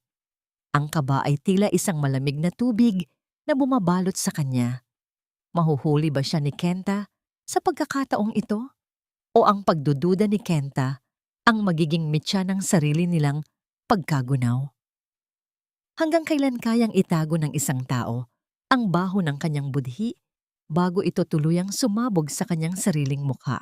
Hindi mo kailanman mabubura ang isang alaala sa pamamagitan ng pagtatago nito sa ilalim ng mga mamahaling hiyas dahil ang budhi ay may sariling paraan ng pagsigaw sa gitna ng katahimikan. Sa loob ng mansyon ni Mr. Daito, ang bawat sulok ay tila nababalot ng isang uri ng tensyon na mahirap ipaliwanag. Ito ang katahimikan bago ang pagdating ng isang dambuhalang bagyo. Si Miho ay nakatayo sa harap ng malawak na bintana ng kanyang silid, pinagmamasdan ang mga ulap na dahan-dahang nagtitipon sa kalangitan. Ang kanyang kamay ay hindi umaalis sa kanyang sinapupunan, tila doon niya hinuhugot ang lahat ng lakas na kakailanganin niya para sa susunod na mga oras. Kinumpirma na ng intelligence team ni Mr. Daito ang huling galaw ni Kenta. Sa mismong gabi ng engranding engagement party, isasagawa ni Kenta ang huling malaking transfer ng mga ninakaw na pondo patungo sa kanyang offshore account. Akala ni Kenta ay ito ang kanyang magiging ticket patungo sa kalayaan, ngunit hindi niya alam na ang bawat digit na tinatype niya ay sinusubaybayan na ng mga mata ng katarungan. Isang marahang kumatok sa pinto. Pumasok si Mr. Daito, dala ang isang mahaba at itim na kahon. Inilapag niya ito sa ibabaw ng kama ni Miho. Ito ang baluti mo para sa gabing ito, Miho? Malumanay na wika ni Mr. Daito. Gusto kong isuot mo ito hindi bilang isang biktima, kundi bilang isang reynang babawi sa lahat ng sa kanya. Dahan-dahang binuksan ni Miho ang kahon. Isang telang kulay esmeralda ang sumilay sa kanyang mga mata. Isang gown na tila gawa sa mga pangarap at determinasyon. Ang bawat tahi nito ay sumisimbolo sa kanyang muling pagsilang. Ngunit sa kabila ng karangyaan, ang puso ni Miho ay nananatiling nakatapak sa lupa. Kinagabihan, bago ang formal na paghahanda, nagkaroon ng isang tahimik na hapunan sa pagitan ni na Mr. Daito at Miho. Sa gitna ng malawak na hapagkainan, tanging ang tunog ng mga kubyertos at ang mahinang pag-agos ng tubig mula sa fountain sa labas ang naririnig. Sir, bakit niyo po ba ginagawa ang lahat ng ito para sa akin? Tanong ni Miho. Ang kanyang boses ay puno ng katapatan. Hindi naman po sapat ang pagligtas ko sa inyo noon para sa ganitong kalaking kabutihan. Ngumiti si Mr. Daito, isang nangiting puno ng pait at pag-unawa. Alam mo, Miho, marami akong pera, pero matagal na akong walang pamilya. Ang anak ko, nawala siya sa akin dahil sa isang pagkakamali na hindi ko na naitama. Nang makita kita sa tapat ng simbahan, hindi lang ikaw ang iniligtas ko. Iniligtas ko rin ang sarili ko mula sa pagsisisi. Ituturing kitang anak dahil sa loob ng 20 taon, ikaw lang ang nakita kong nagmahal nang walang hinihintay na kapalit. Ang bawat salita ni Mr. Daito ay tila isang balsamo sa mga sugat ni Miho. Sa sandaling iyon, naramdaman niya na ang utang na loob ay hindi isang pabigat, kundi isang tulay na nag-uugnay sa dalawang pusong parehong nangangailangan ng paghilom. Samantala, sa bahay ni Kenta, ang atmosfera ay kabaligtaran. Si Doña Elena ay hindi mapakali. Nakatanggap siya ng isang anonymous na liham na naglalaman ng larawan ng yuping locket ni Miho. Ang kanyang mga kamay ay nanginginig habang binabasa ang mga salitang nakasulat sa likod. Ang ninakaw ay kailangang ibalik bago ang lahat ay maging abo. Kenta, anak, itigilan na natin ito, bulong ni Elena sa sarili habang nakatitig sa salamin. Ngunit ang kanyang takot ay mabilis na nilamon ng kanyang pagiging makasarili. Hindi. Kailangan nating makuha ang perang yon. Hindi ako babalik sa pagiging mahirap. Si Kenta naman ay nasa rurok ng kanyang kayabangan. Habang inaayos ang kanyang tuksido, sa harap ng salamin, nakikita niya ang isang hari. Wala nang makakapigil sa akin ngayon. Pagkatapos ng gabing ito, malaya na ako. Wala nang miho, wala nang audit, wala nang utang. Hindi niya alam na ang bawat tawa niya ay tila isang maugong na paalala ng kanyang papalapit na pagkagunaw. Bago umalis ng mansyon, lumabas si Miho sa hardin. Tumigil siya sa gilid ng isang malalim at tahimik na garden pond. Kinuha niya mula sa kanyang bulsa ang kanyang lumang wedding ring, ang pilak na singsing na sumisimbolo sa 20 taon ng kanyang pagtitiis at sakripisyo. Pinagmasdan niya ang singsing sa huling pagkakataon, ang mga gasgas nito na tila mga galos sa kanyang sariling puso. Sa isang mabilis at matatag na galaw, binitiwan niya ito. Maririnig ang mahinang paglubog ng metal sa tubig, lumilikha ng maliliit na bilog na dahan-dahang naglalaho sa dilim. Paalam, Miho na martir. Bulong niya sa hangin. Ngayon, ang mabubuhay ay ang Miho na magiging ina. Habang naglalakad siya pabalik sa sasakyan, naramdaman niya ang unang patak ng ulan sa kanyang balat. Ang amoy ng basang lupa ay mabilis na kumalat sa paligid. Ang langit ay muling nagdidilim. Tila inuulit ang tagpo noong gabing siya ay itinapon sa kalsada. Ngunit sa pagkakataong ito, hindi siya nakayuko. Ang tunog ng ulan sa bubungan ng sasakyan ay hindi na tunog ng kalungkutan, kundi tunog ng isang maugong na babala. Ang gabi ng paghuhukom ay nagsisimula na. Muli bang magdidilim ang mundo ni Miho? O ang ulan na ito ang tuluyang maghuhugas sa lahat ng dumi ng nakaraan? Ang pintuan ng ballroom ay malapit nang bumukas at sa likod nito ay naghihintay ang isang katotohanang hindi kayang takpan ng anumang Esmeralda. Para sa isang bagong simula at para sa babaeng nagbigay sa akin ng liwanag nang ang lahat ay nasa dilim. Ang boses ni Kenta ay umalingaw-ngaw sa buong ballroom ng luxury hotel, puno ng kapalaluan at peking emosyon. Itinaas niya ang kanyang baso ng mamahaling champagne at ang lahat ng mga panauhin, mga negosyante, politiko at mga socialite ay sumunod sa kanyang kumpas. Ang paligid ay nagniningning sa kulay ginto at puti. Ang bango ng mga imported na tulips ay tila sumasakal sa hininga ng sinumang nakakaalam ng katotohanan. Sa tabi niya, si Chloe ay nakasuot ng pulang bestida na tila isang naglalagablab na apoy. Ang kanyang nangiti ay puno ng tagumpay. Tila ba nakamit na niya ang rurok ng kanyang mga pangarap. Iyon ang sandali ng pinakamataas na tagumpay ni Kenta. Sa kanyang isipan, ang audit sa kumpanya ay wala ng saysay. Ang kanyang mga utang ay mababayaran na.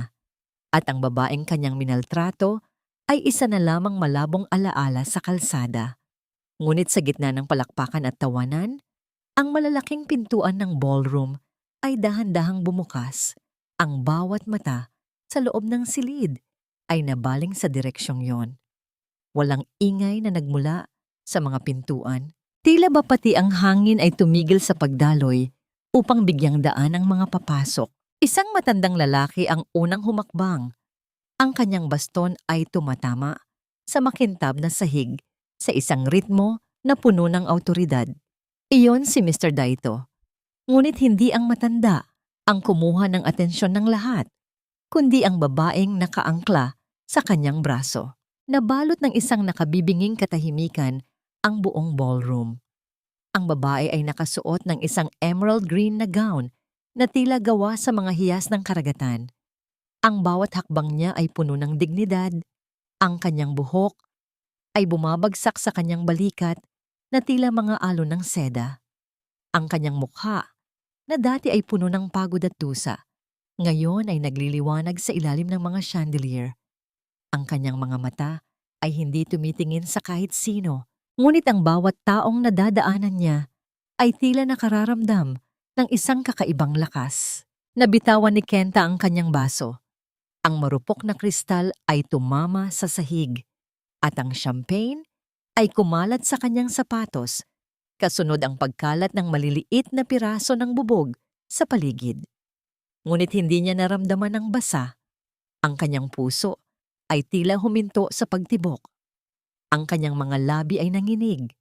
At ang boses na kanina lamang ay puno ng kayabangan ngayon ay hindi makabigkas ng kahit isang salita. Miho, ang bulong ni Kenta ay halos hindi marinig. Tila isang hininga ng takot. Si Chloe naman ay napatitig ng husto. Ang kanyang mga kamay ay mahigpit na nakakapit sa braso ni Kenta hanggang sa bumaon ang kanyang mga kuko sa balat nito. Ang kanyang muka ay nawala ng kulay. Tila ba nakakita siya ng isang multong bumangon mula sa hukay. Ang baog at matandang miho na kanilang itinapon ay wala na. Ang nasa harap nila ay isang reynang handang sumingil sa bawat luhang pumatak. Nagpatuloy sa paglalakad si Miho. Nadaanan niya si Kenta sa layong ilang pulgada lamang. Hindi man lang niya ito nilingon. Walang galit sa kanyang mukha. Walang puot. Tanging isang malamig na kawalan ng pakialam na mas masakit pa sa anumang sampal. Ang sandaling naramdaman niyang ang kanyang nakaraan ay wala ng kapangyarihan sa kanya. Habang naglalakad, marahan niyang hinaplos ang kanyang tiyan. Isang lihim na mensahe para sa kanyang anak na ang kanilang tagumpay ay nagsisimula na. Huminto si Mr. Daito sa gitna ng entablado at kinuha ang mikropono. Ang kanyang boses ay tila isang maugong na kulog na bumasag sa katahimikan.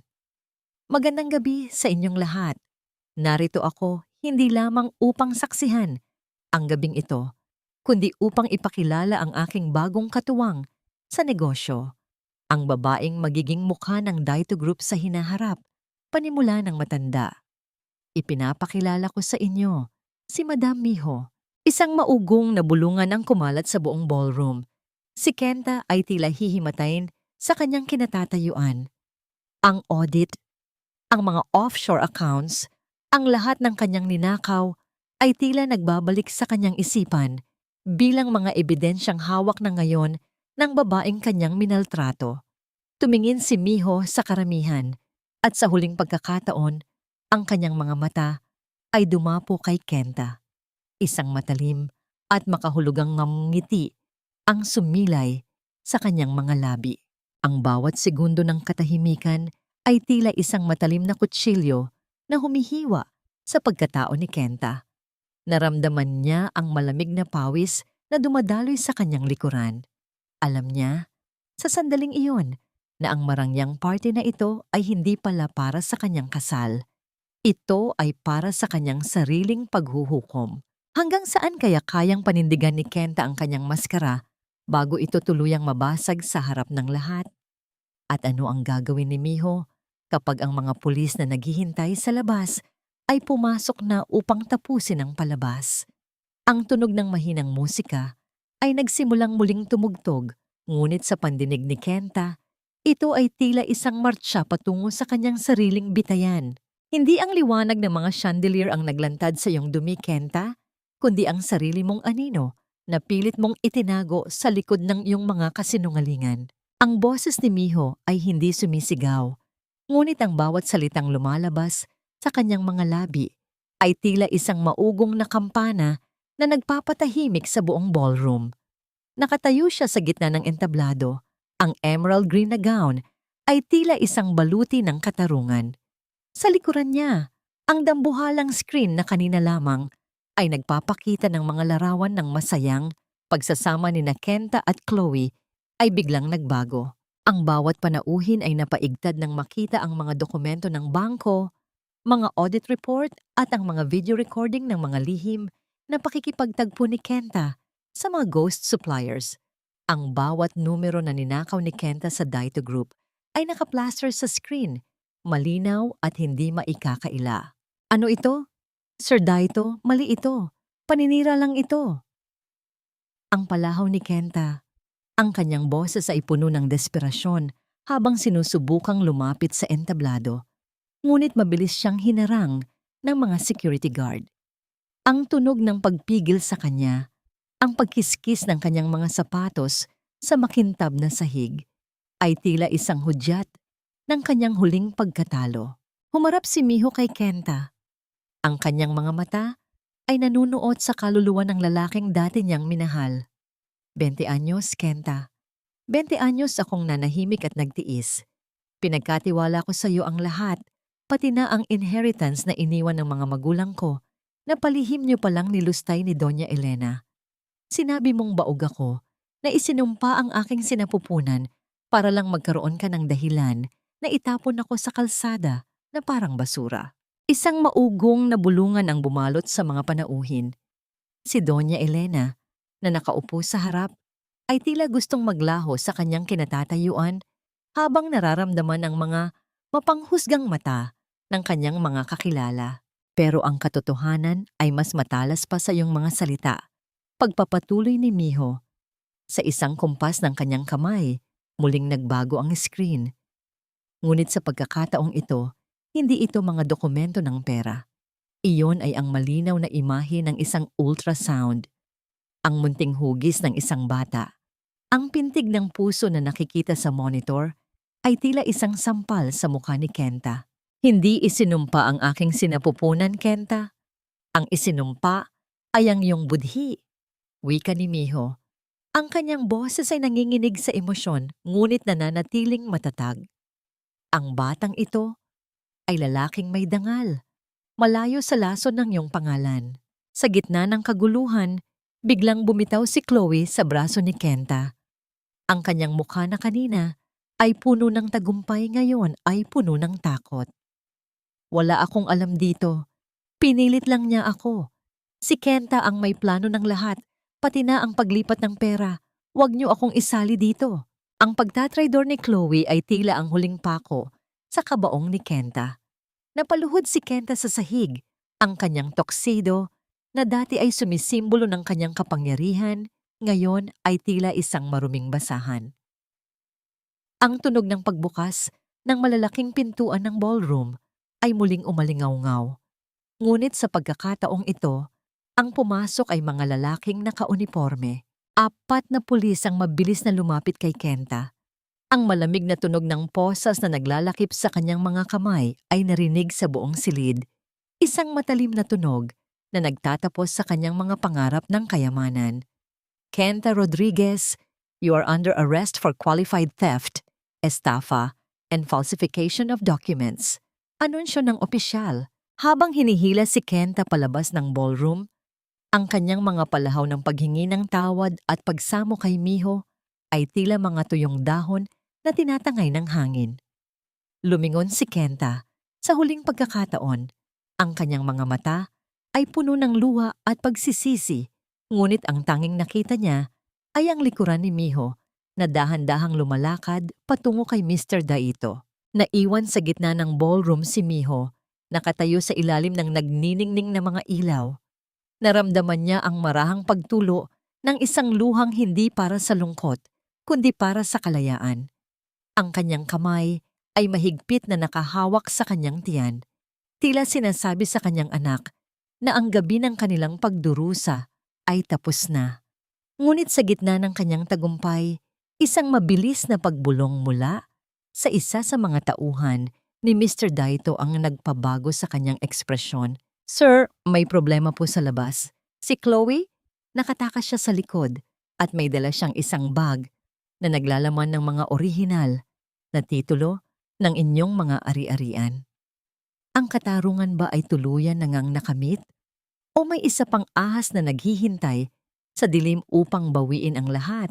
Sa likod ng bawat rehas na bakal ay isang kwento ng pagsisisi. Ngunit ang pagsisisi na huli na ay tila isang tuyong balon. Wala nang tubig na maibibigay upang hugasan ang maruming kahapon. Napakalamig ng loob ng piitan. Ang amoy ng kalawang at luma na semento ay tila sumasakal sa bawat hininga ni Kenta. Nakaupo siya sa isang manipis na higaan. Ang kanyang tuxedo na dati ay kintab-ginto, ngayon ay gusot-gusot at may mantsana ng pawis at dusa. Wala na ang mga taong dati ay humahanga sa kanya. Wala na si Chloe, na mabilis na naglaho kasama ang mga natitirang ebidensya at pera.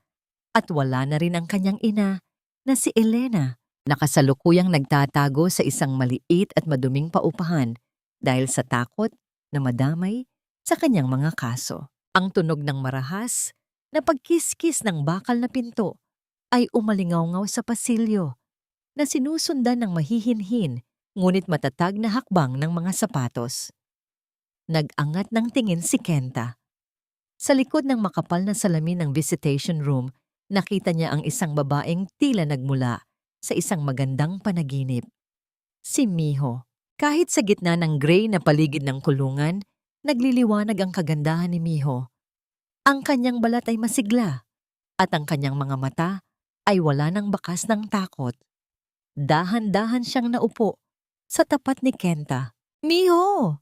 Miho! Salamat at dumating ka! Ang boses ni Kenta ay nanginginig. Ang kanyang mga kamay ay pilit na dumarapo sa salamin. Please, Miho, kausapin mo si Mr. Daito. Sabihin mo na nagkamali lang ako. I'll make it up to you. Magiging pamilya tayo ulit. Isipin mo ang baby natin, Miho. Hindi niya deserve na lumaki na may tatay na nasa kulungan. I still love you, please. Tiningnan siya ni Miho ng matagal.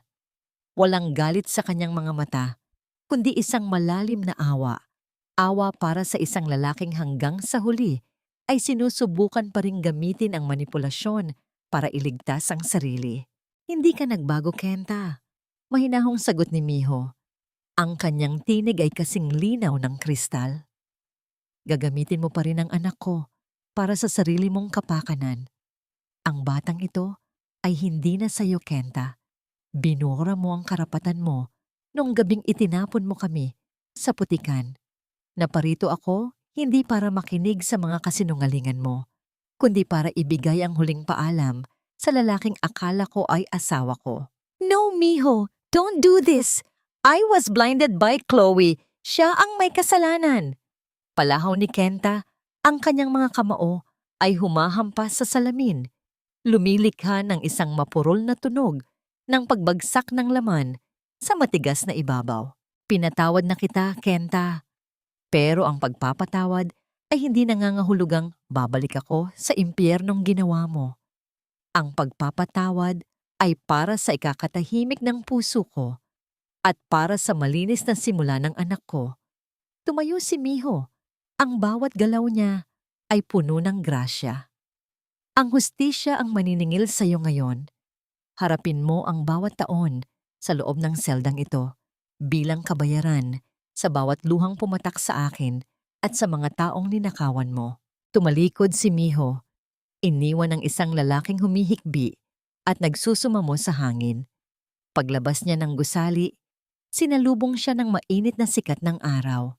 Doon, naghihintay ang abogado ni Mr. Daito dala ang mga papeles na nagpapatunay na ang lahat ng ari-arian at inheritance ng kanyang mga magulang ay opisyal na nang naibalik sa kanyang pangalan.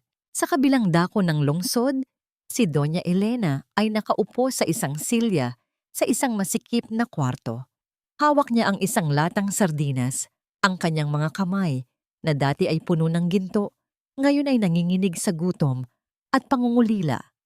Naalala niya ang bawat masasakit na salitang ibinato niya kay Miho. Ngayon, wala siyang ibang kasama, kundi ang sarili niyang anino at ang multo ng kanyang mga maling desisyon. Ang karma ay hindi laging dumarating na may kasamang ingay. Minsan, ito ay dumarating sa anyo ng isang nakabibinging katahimikan sa loob ng sasakyan habang binabagtas ang daan patungo sa kanyang bagong buhay. Naramdaman niya ang isang matalim at paulit-ulit na kirot sa kanyang puson. Napahawak siya sa kanyang tiyan. Ang kanyang paghinga ay naging malalim at mabilis. Sir, pakibilisan po. Bulong ni Miho sa driver habang pilit na pinapakalma ang sarili. Mukhang gusto na niyang lumabas. Ang pawis ay dahan-dahang gumagapang sa kanyang noo. Ngunit sa kabila ng sakit ng panganganak, isang ngiti ang sumilay sa kanyang mga labi. Ang bawat kontraksyon ay tila pagtulak sa kanya palayo sa madilim na kahapon at patungo sa isang maliwanag na bukas. Magagawa kaya ni Miho na harapin ang huling hamon ng kanyang buhay ng mag-isa? At ano ang magiging mukha ng batang magsisilbing simbolo ng kanyang tagumpay at paghilom? Ang unang iyak ng isang sanggol ay hindi lamang tanda ng simula ng buhay, kundi isang awit ng tagumpay na nagpapatahimik sa lahat ng ingay ng pait at dusa mula sa kahapon. Sa loob ng delivery room, ang amoy ng gamot at ang nakasisilaw na puting ilaw ay tila nagpapatindi sa bawat bugso ng hapdi na nararamdaman ni Miho. Ang kanyang mga kamay ay mahigpit na nakakapit sa gilid ng bakal na higaan. Ang kanyang mga kuko ay tila ibinabaon niya sa malamig na metal upang humanap ng lakas. Ang bawat malalim na paghinga niya ay punong-puno ng determinasyon. Sa bawat kontraksyon, tila itinutulak niya palabas hindi lamang ang kanyang anak, kundi ang lahat ng bigat, lahat ng serye ng pagtataksil, at lahat ng luhang pumatak nung gabing itinapon siya sa ulan. Sa labas ng pinto, ang tunog ng baston ni Mr. Daito na paulit-ulit na tumatama sa tiles ay nagpapakita ng kanyang hindi mapakaling kalooban. Kasama niya si Aika, na tahimik na nagdarasal sa isang sulok. Ang matanda na dati ay walang pamilya ngayon, ay tila isang tunay na lolo na naghihintay sa pagdating ng kanyang tagapagmana. Ang bawat segundo ay tila isang oras sa kanilang paghihintay. Kaya mo yan, Miho. Kaunti na lang. Bulong ni Miho sa kanyang sarili. Ang kanyang boses ay nanginginig sa pagitan ng paghinga. Ang pawis sa kanyang noo ay dumadaloy patungo sa kanyang mga mata. Ngunit hindi niya ito pinapansin. Ang tanging mahalaga ay ang munting buhay na nakikipaglaban kasama niya. Sa huling dambuhalang pagtulak, ang nakabibinging katahimikan ng silid ay biglang nabasag. Ang malakas at malinaw na iyak ng isang sanggol ay umaling-awngaw. Isang tunog na mas maganda pa sa anumang melodiya ng piano ni Mr. Daito. Sa sandaling iyon, ang lahat ng sakit ay biglang naglaho.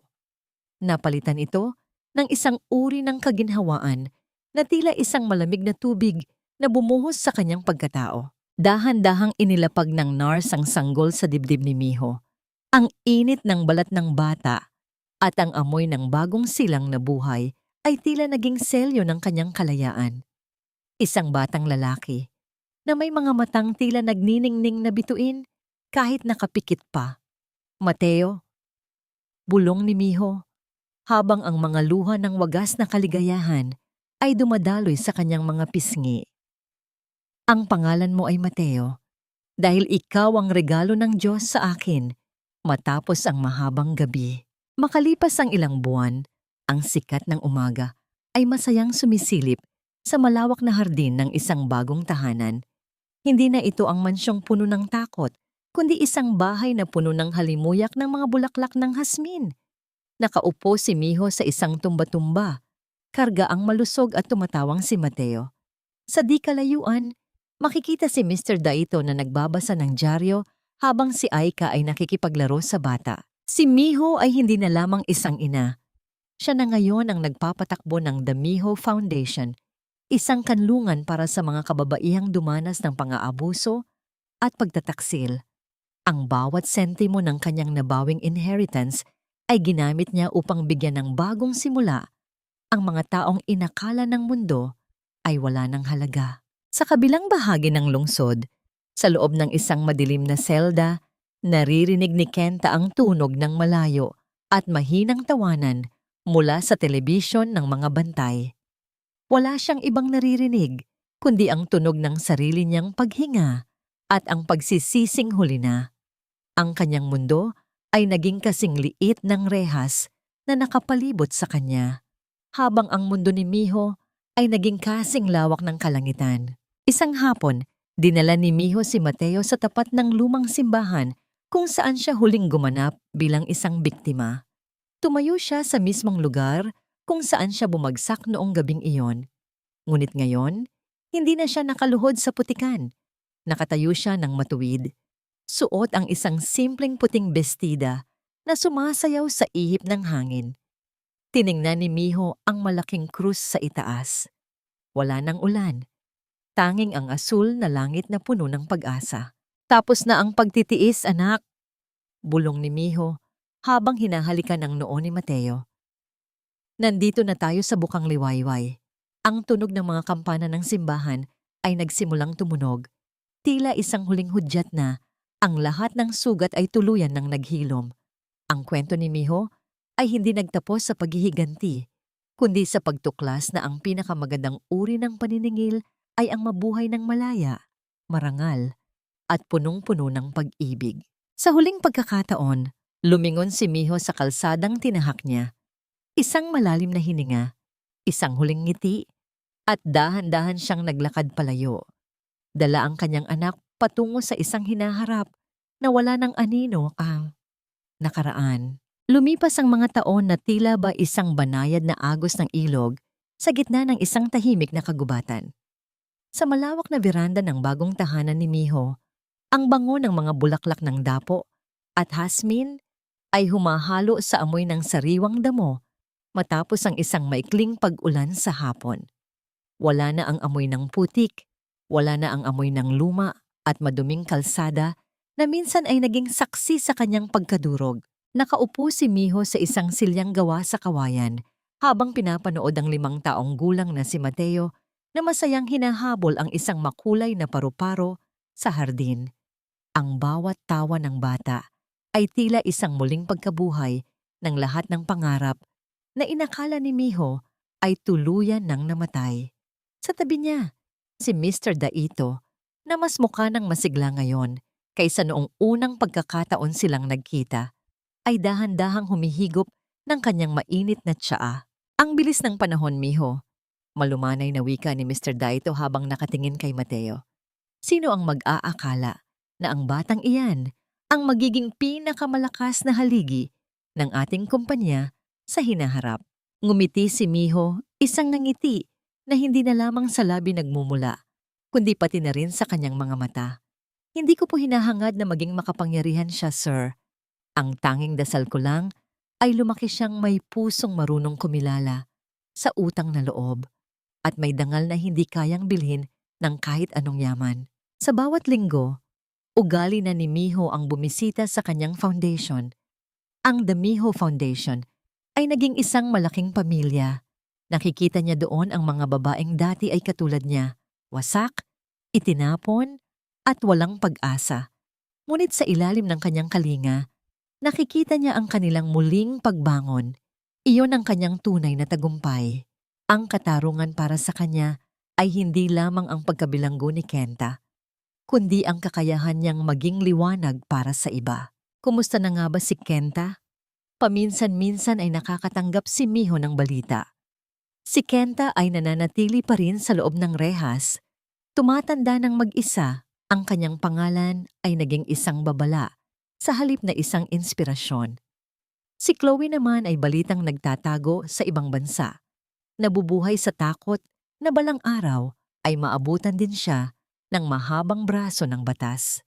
At si Elena, ang dating mapagmataas na biyenan, ay madalas makitang nakaupo sa tapat ng isang maliit na tindahan, tinitingnan ng bawat sasakyang dumadaan sa pag-asang babalikan siya ng kanyang anak. Ngunit para kay Miho, ang mga aninong yun ay wala ng puwang sa kanyang kasalukuyan. Isang hapon, habang nag-aagaw ang dilim at liwanag sa kalangitan, kinuha ni Miho ang isang lumang panyo mula sa kanyang drawer.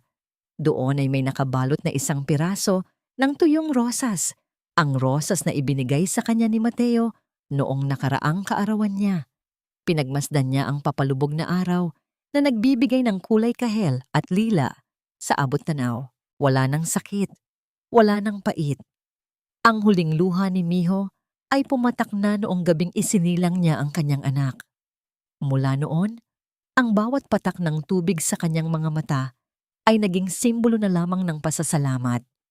Dahan-dahan siyang tumayo at lumapit kay Mateo na ngayon ay tumatakbo patungo sa kanya.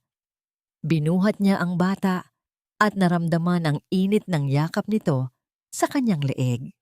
Isang malalim na hininga ang pinakawalan ni Miho habang nakatingin sa malawak na langit. Salamat, bulong niya sa hangin. Salamat dahil sa gitna ng bagyo, itinuro mo sa akin kung paano lumipad. Ang katahimikan ng gabi ay dahan-dahang bumalot sa mansyon, ngunit hindi ito ang katahimikan ng kalungkutan.